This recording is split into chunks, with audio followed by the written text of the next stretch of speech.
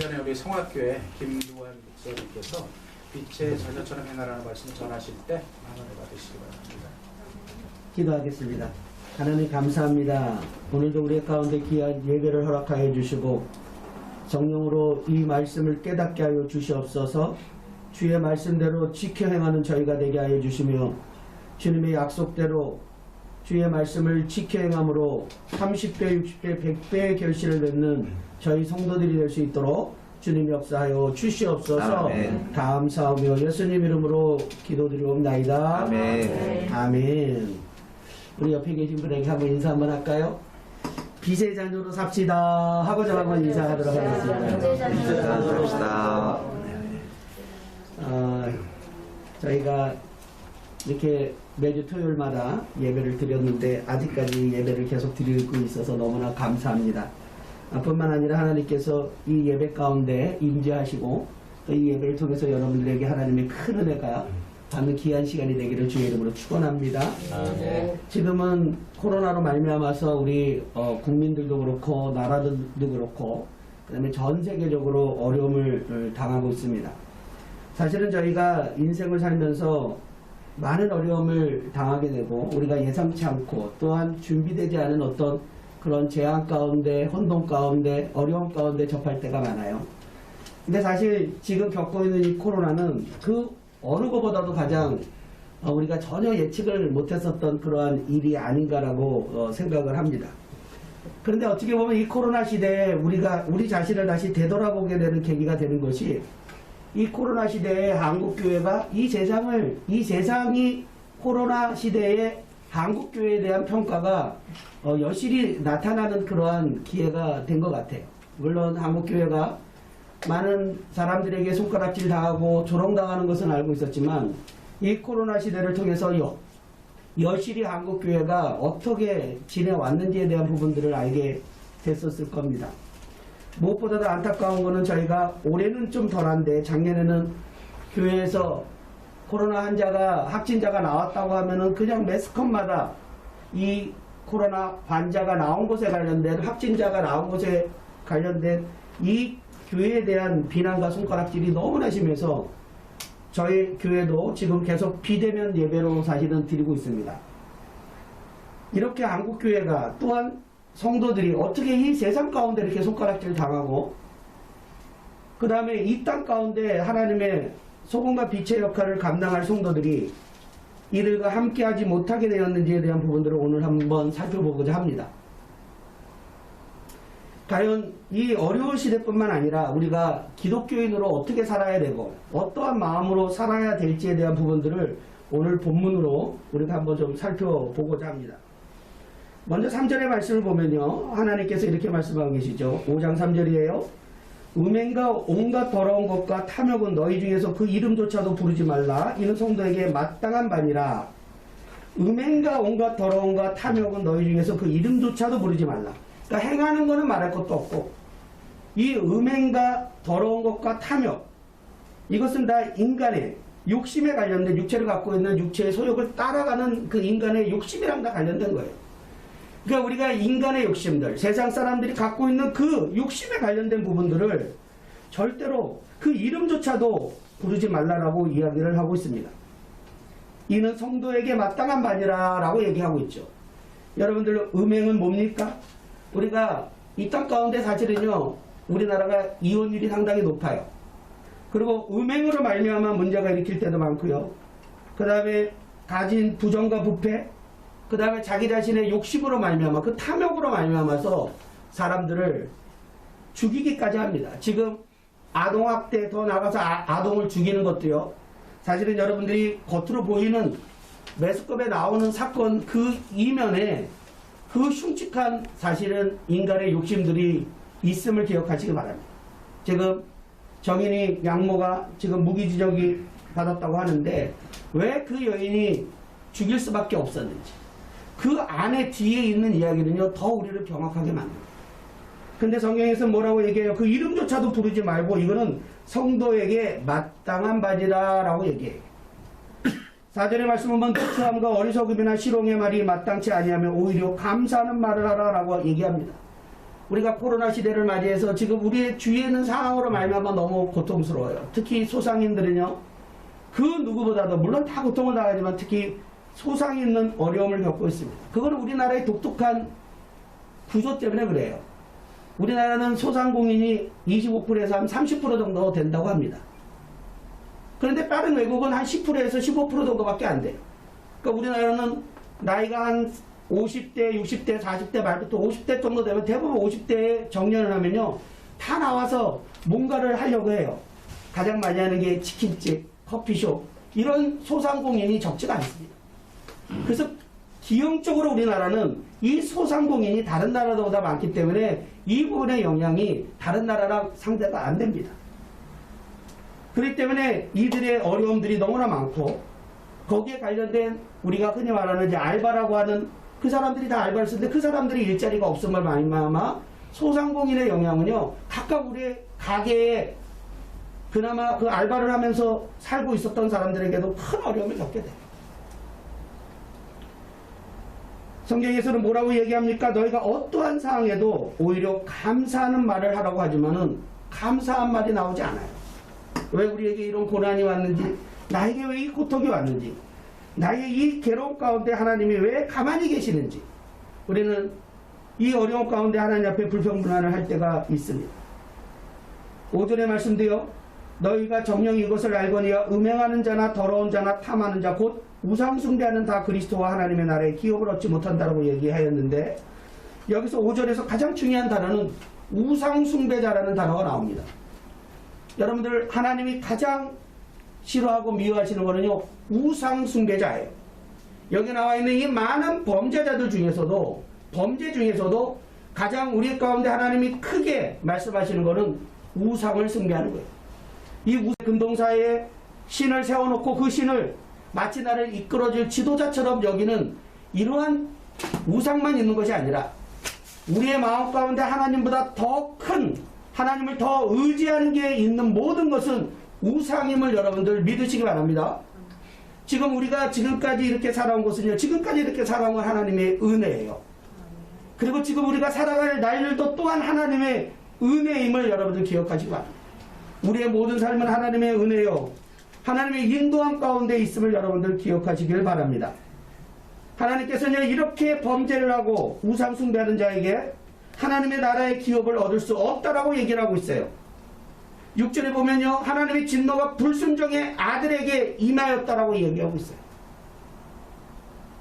그렇지만 우리의 살아가는 삶들을 보면요, 하나님의 원리와 기준대로 살아가지 않고 세상의 기준과 세상 사람들의 추구하는 것과 동일하게 살아가는 사람들이 적지가 않아요. 여러분들, 한국교회 위기가 왜 왔습니까? 왜 한국교회가 세상 가운데 손가락질을 당하고 있습니까? 그거는요, 이 세상 사람들이 이 교회를 향하는 도덕적 기준이 있는데 그 도덕적 기준보다 낮게 기독교인들이 행동하기 때문에 그런 거예요. 여러분들, 방송을 통하여 교회의 부도덕성에 대한 이야기들을 여러분들 많이 들었을 거예요. 여러분들, 우리가 예배를 드렸을 때, 작년에 그 코로나 때 예배를 드렸을 때 우리는 진짜 목숨을 걸더라도, 우리는 코로나가 걸리더라도, 아니 코로나 때문에 죽더라도 우리는 모여서 예배를 드리겠다라고 예배를 드릴 때요, 세상에서 뭐라고 손가락질 하신지 아십니까? 교회가 예배 드리는 거는 그 성도들을 위험한 가운데 오게끔 하는 건요, 돈벌이 때문에 그렇다고 얘기해요.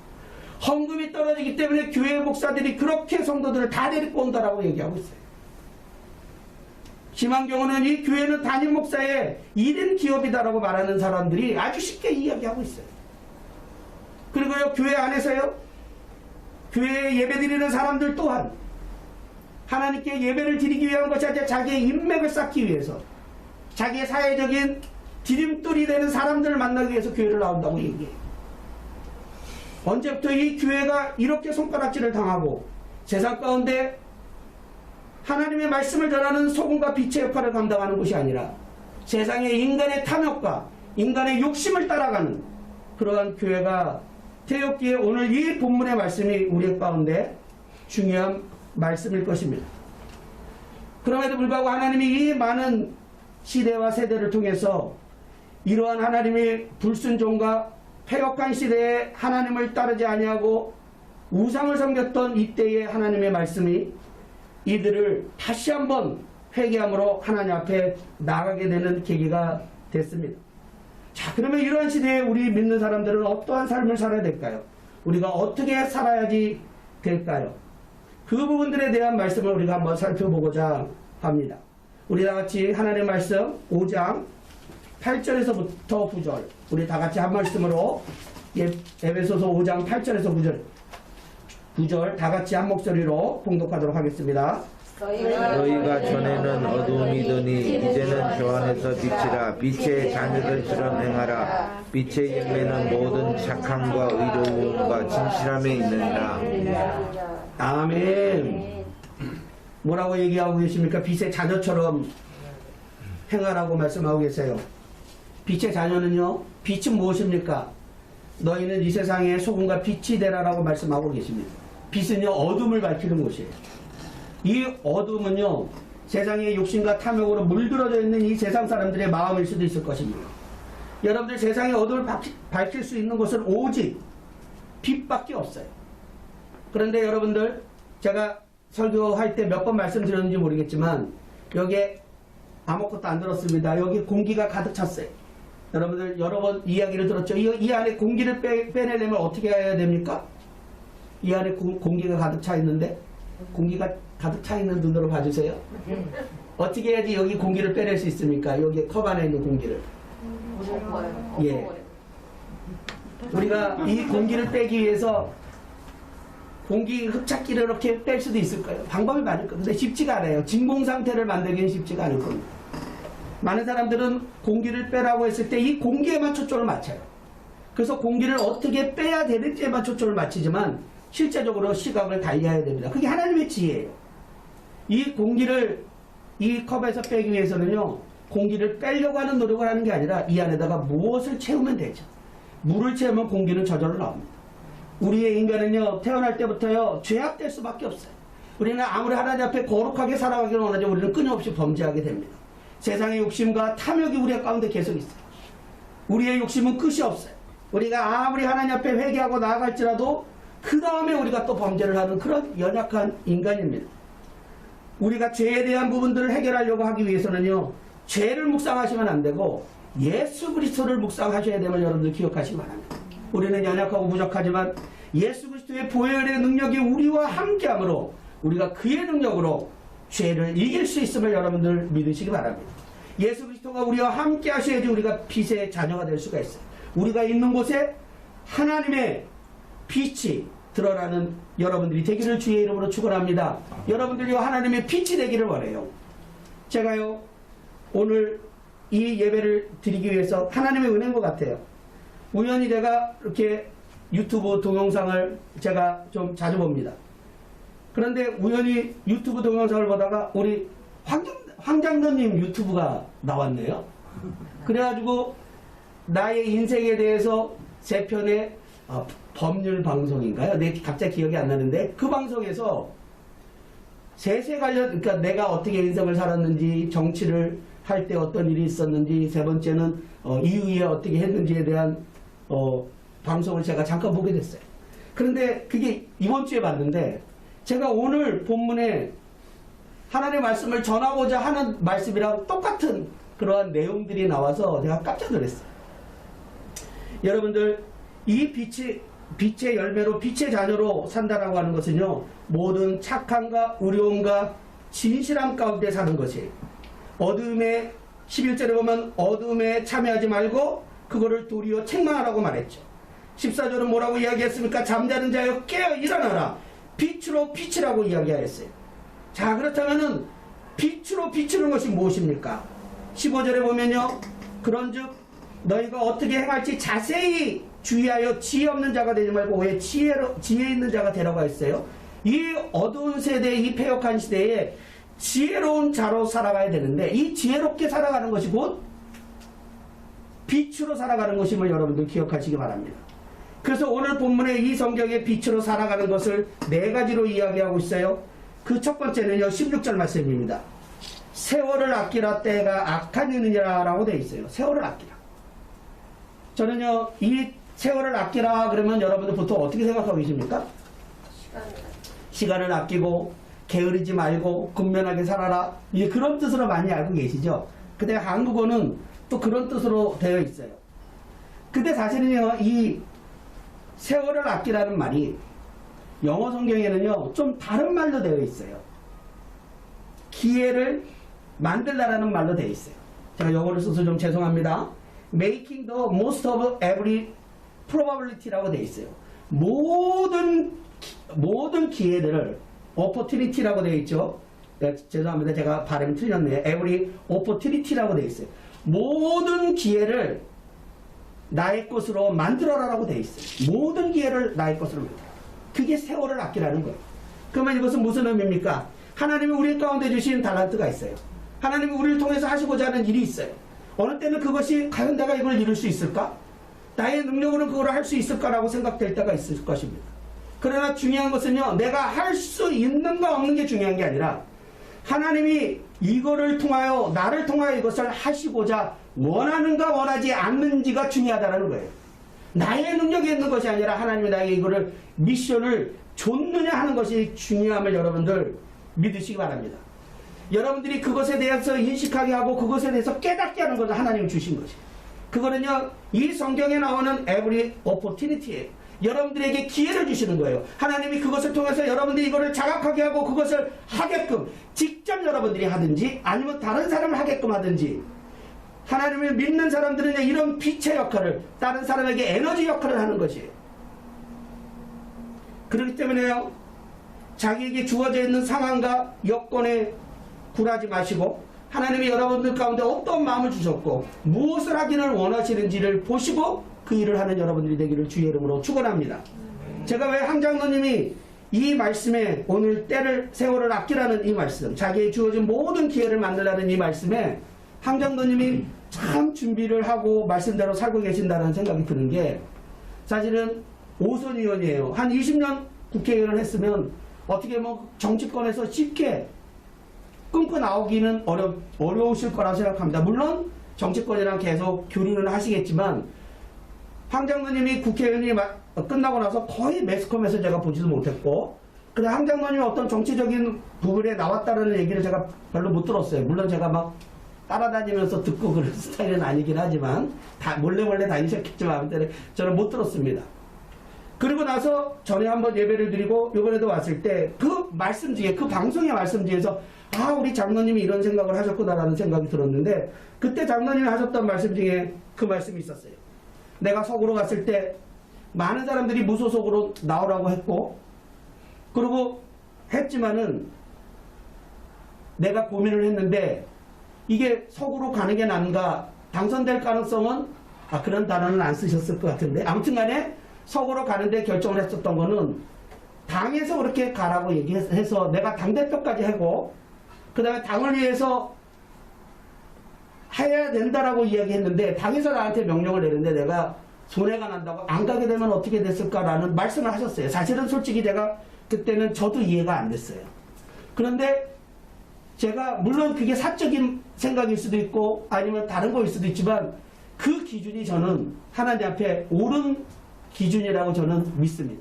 왜냐면요, 자기가 이야기한 대로 그렇게 행동을 해야 되죠. 하나님 믿는 사람은요, 물론 자기가 얘기한 대로 살기는 어렵습니다. 그러나 우리가 말한 대로 이게 옳다라고 하면 그 옳은 일을 하기 위해서 노력하셔야 돼요. 다른 이유로서 뭐 이래서 안 되고 그거는 빛의 역할을 할 수 없어요. 저는요, 황 장로님이 그때 서구 갔을 때 내가 당대표 할 때도 선당후사를 해야 된다 그렇게 얘기를 했는데, 내가 이 당의 의견을 반발하고 나오는 거 그건 아닌 것 같다라고 이야기를 했다고 이야기했고요. 그 다음에 내가 은혜 받았어요. 떨어지고 나서 황 장로님이 뭐라고 말씀하셨냐면, 하나님이 여기까지인가 보다라고 생각을 했다고 그러더라고요. 내가 처음에 정치인으로 들어가게 된 것도 감사했을 때 뭐 정치에 대한 전혀 생각이 없었는데, 이해창 총재가 불렀을 때 하나님이 이렇게 또 나를 새로운 길로 인도하시나라고 하고 갔다 그랬어요. 그때도. 그리고 국회의원이 끝나고 나서도 하나님이 나를 여기까지 쓰셨나라고 하고 그 다음에 로펌을 만드셨다고 이야기를 했어요. 지금 로펌도 50명의 변호사가 있는 큰 로펌을 만들어야 된다. 그래야지 영향력이 있어야 된다라는 이야기를 하시면서 내가 또 어디에 은혜를 받았냐면 제가 잘 몰라서 여기다 써놨는데 법의 목적이 무엇인가 라고 얘기하시면서 우리 황경도님이 법적 안정성, 기대 가능성, 예측 가능성, 효율성이 드러날 수 있어야지 법의 목적을 이루는 거라고 말씀하셨을 때 저는 사실 이 얘기를 처음 들어봤어요. 이런 얘기들을. 근데 사실은 제가 작년부터 저는 사실 목회를 좀 늦게 했습니다. 목회를 한 지 올해가 벌써 이제 5년 차가 됐긴 했지만 저는 목회에 대한 비전이 없었어요. 저는 선교사로서 이 지역에서 활동하고 이 사회를 변화시키는 것에 대해 하나님이 나를 불렀기 때문에 저는 그 일을 계속 하고 있었습니다. 그런데 이제 목회를 하고 나서부터 물론 작은 개척교회지만 하나님이 이 교회에 대한 마음을 주시게 됐어요. 그리고 작년에는요, 제가 가정교회를 하기 위해서 미국에 휴스턴 서울교회 최영기 목사님이 계시는 그 휴스턴 서울교회에서 가정교회를 목회 세미나가 있어서 미국에도 작년에 2월달에 갔다 왔어요. 코로나가 막 되기 전에. 그래서 작년에 이제 가정교회로 내가 교회를 바로 세우고 건강하게 하겠다라고 마음을 먹고 했는데 코로나가 아무것도 할 수가 없는 거예요. 성도들을 부를 수가 없게 된 거죠. 그런데 그때부터 물론 제가 학교에서 계속 연구교수로서 계속 있고 연구를 계속 하고 있었습니다. 근데 작년에 그때부터요, 제가 연구에 집중하게 됐어요. 왜냐면 내가 다른 데 활동을 하는 데가 있는데 활동하는 데를 갈 수가 없는 거예요. 왜냐면 코로나니까 부르지도 않고 모이질 않더라고요. 그래서 연구만 했어요. 그래서 제가 작년에요, 코로나 관련된 연구를 해가지고 연구에 외국 저널에 논문까지 나왔습니다. 외국 저널에 프론티어 인 피직스라고 하는 것에 그쪽에 논문이 나왔어요. 코로나 관련된 연구로. 교회랑 관련된 게 아니라. 그리고 또한 코로나 시대의 교회의 지속 가능성에 관련된 논문이 12월 달에 또 나왔고요. 그 다음에 5월 초에 5월 달에 나왔는데 최근에 나왔는데 바로 교회의 지속 가능에 관련된 플러스 원이라고 하는 이 저널인데 좀 세계적으로 유명한 저널이에요. Sustainability of Religious Community라고 얘기하는 그 교회 공동체에서의 지속 가능에 관련된 논문이 5월 달에 나왔어요. 제가 아무튼간에 계속 연구를 하고 있었지만 코로나로 말미암아서 더 연구를 하게 되고 특히 이제 같이 연구했었던 공동 연구자가 있는데 미국에 있는 메갈레 교회에 우리 목사님인데 제가 고등학교 때부터 아는 목사예요. 근데 이 목사랑 같이 하게 됐어요. 제가 코로나 시대에 새로운 우리의 어려움이 왔지만 새로운 일이 저한테 주어졌고 그 일을 하게 되므로 새로운 가능성이 열리게 됐고 교회의 건전성에 대해서 교회의 지속 가능성에 대한 연구들을 계속적으로 하고 있습니다.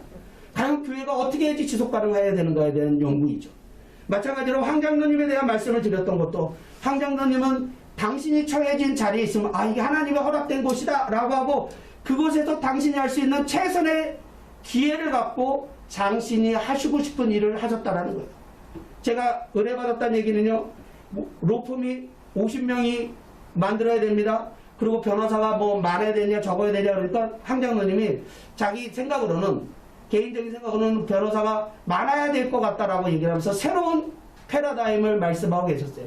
제가 왜 여기에 크게 생각하면 제가 지금 사실 미래학회 사무총장입니다. 제가 저보고 뭐 하는 사람이에요? 그러면 미래 연구하는 사람입니다. 라고 얘기합니다. 목사 빼고요.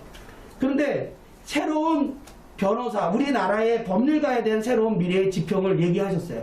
지금 법조문 소송을 하는 이런 변호사가 필요한 게 아니라 어떻게 보면 법률 상담가로서 하는 이 변호사의 역할이 아주 중요하다라고 얘기하는 부분인데 이게 미래학자들이 많이 하는 얘기들을 장로님이 하고 계시더라고요.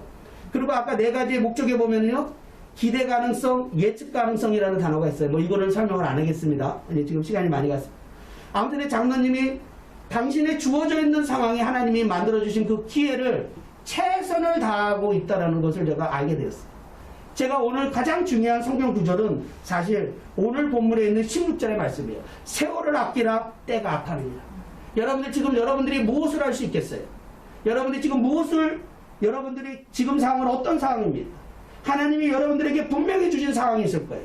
물론 내가 그것을 할 수 없다고 생각할 수 있고 내가 과연 이걸 어떻게 이룰 수 있을까라고 생각하실지 모르지만 여러분들 믿음으로 하나님이 여러분들에게 주신 모든 기회를 여러분들 것으로 삼는 여러분들이 되기를 주의 이름으로 축원합니다. 이건 하나님이 주시는 마음이에요. 제가 사실은 오늘 이 주보를 찬찬히 왔을 때 인천 성경대학교 건립을 위해서 계속 이게 기도 제목이 있는데 제가 사실 목회를 하고 나서 하나님 말씀을 내가 너무 모르는 것 같아서 모른다라는 건 제가 나름대로 어렸을 때부터 신학을 선교사로 나가려고 하고 성경 공부도 많이 하고 성경을 많이 알고 있다라고 생각을 했는데 아니 목회를 하다 보니까 성경을 너무 모르는 거예요. 그래서 저는 깜짝 놀랐어요. 제가 성경을 너무 많이 알고 있다고 생각했는데 목회를 하다 보니까 설교를 내가 성경을 너무 모르고 있다는 걸 제가 알게 됐어요. 나름대로 제가 성경을 많이 아는 사람입니다. 그때부터 제가 히브리어와 헬라어의 강의를 지금도 계속 듣고 있는데 그때 새롭게 제가 듣는 어떤 송 목사님이라는 분이랑 같이 송민원 목사님이랑 같이 그분의 히브리어를 듣고 있어요. 그분이랑 같이 이야기를 나누는 게 이제는 우리 한국교회가 제대로 목회자가 원어를 익히고 원어에 대한 당겨지는 하나님의 뜻을 선포해야 될 때가 됐다. 우리 한국교회가 이렇게 문제가 되는 것은 바로 하나님의 말씀, 지식이 아니에요. 여러분들 설교 시간에 많은 목사님들의 설교 들어보세요. 성경 구절 한 구절 읽고 그 다음에 다른 얘기하죠. 다른 철학자 얘기하죠. 다른 무슨 지도자들 얘기만 하다가 그러다가 다시 성경 구절 한 절 읽고 끝나요. 도대체 나는 그런 설교를 들을 때마다 성경을 왜 읽는지 모르겠어요. 여러분들 이 우리의 갖고 있는 어떤 예화보다도 이 성경 안에는 무궁무진한 하나님의 예화가 있어요. 우리가 이 성경에 담겨져 있는 뜻만 제대로 이해를 하더라도 여러분들 하나님의 지혜가 우리와 함께 할 수 있습니다. 오늘의 말씀은 세월을 아끼라는 이 단어를 제가 얼마나 많이 들었고 사람들에게 설교했는지 몰라요. 그런데 이 세월을 아끼라는 이 단어 뜻에 모든 기회를 너의 것으로 만들라라는 말씀은요, 제가 사실은 부끄럽습니다. 제가 목회를 하면서 찾은 거예요. 누가 가르쳐준 게 아니라. 그런데 나중에 이거를 찾고 나서 보니까 몇몇 목사님들이 이거를 기회를 가져라라고 하셨던 목사님들이 계시긴 하더라고요. 근데 못 들었던 거죠. 영의 눈이 안 띄었습니다. 사랑하는 성도 여러분, 말씀을 마무리하겠습니다. 하나님 우리 가운데 뭐라고 말씀하십니까? 이 마지막 때에 너희는 세월을 아끼고 기회를 만들라고 말씀하시고요. 두 번째는요, 주의 뜻을 이해하라라고 이야기하고 계세요. 하나님의 뜻이 무엇인지, 하나님 우리에게 말씀하시는 것이 무엇인지를 이해하고 깨닫기 위해서 노력하고, 세 번째는요, 술 취하지 말고 성령 충만함으로 영안이 띄어지고 성령이 우리와 함께 살아갈 뿐만 아니라, 네 번째는요, 오직 주님께 찬양하며 범사에 감사하면서 살아가라고 이야기하고 계세요. 여러분들, 주님께서 우리에게 명령하십니다. 항상 기뻐하라. 쉬지 말고 기도하라. 범사에 감사하라. 이것이 우리를 향한 하나님의 뜻입니다. 여러분들, 항상 기뻐하라는 것은요, 인간적으로 우리가 괴롭고 힘들고 어려울 때가 있어도 그때도 기뻐하라는 거예요. 범사에 감사라는 거 하는 것은요, 우리의 모든 상황이에요. 내가 기쁘거나 즐겁거나 어려운 가운데서도 하나님한테 감사하라는 것입니다. 왜 항상 기뻐하고 쉬지 말고 기도하고 범사에 감사할 수 있는 이유는요, 하나님의 우리의 인생을 하나님의 섭리 가운데 인도하시기 때문에 그렇습니다. 우리가 어떤 상황에 있을지라도 하나님은 우리와 함께하여 주시고 우리를 인도하여 주시는 신실하신 하나님을 믿는 여러분들이 되기를 주의 이름으로 축원합니다. 기도하겠습니다. 하나님, 오늘 저희 가운데 이 어두운 세대에 우리가 빛의 자녀로 살기 위하여 지혜로운 자로서 어떻게 살아가야 될지에 대한 부분들을 말씀하셨습니다. 세상은 악을 향해서 가고 있어요. 어둠을 향하고 부정부패가 마치 이것이 자기의 능력인 양 이러한 이때에 하나님, 다시 한번 우리가 주님 앞에 겸손으로 무릎 꿇게 하여 주시고 우리가 죄에 대해서 회개케 하여 주시며 새로운 성령의 능력을 덧입어 하나님과 함께 동행하며 살아가는 저희들이 되게 하여 주시옵소서. 아멘. 빛과 소금의 역할을 하는 저희가 되게 하여 주시옵소서. 감사하며 예수님 이름으로 기도드리옵나이다. 아멘. 감사합니다. 502장 통일찬